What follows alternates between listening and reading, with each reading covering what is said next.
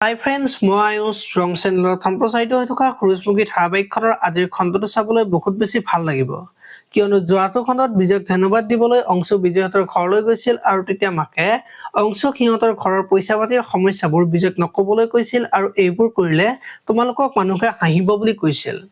আৰু তেতিয়া অংশুৱে মই যিমান পাৰো সিমান সোনকালে আপোনাৰ টকা ঘূৰাই দিবলৈ চেষ্টা কৰিম বুলি কোৱা দেখিবলৈ পাইছিল। আজিৰ খণ্ডটোত অংশু ঘৰলৈ যাব আৰু তেতিয়া অংশুৱে বিজয়ৰ মাকে কোৱা কথাখিনি ভাবি থাকিব আৰু তেতিয়া পৰিয়ে অংশুক কি ভাবি আছা বুলি সুধিব। আৰু তেতিয়া অংশুৱে আমি বিজয়ৰ পৰা টকাখিনি ল'ব নালাগিছিল বুলি ক'ব আৰু তেতিয়া পৰিয়ে কিয় বুলি সুধিব।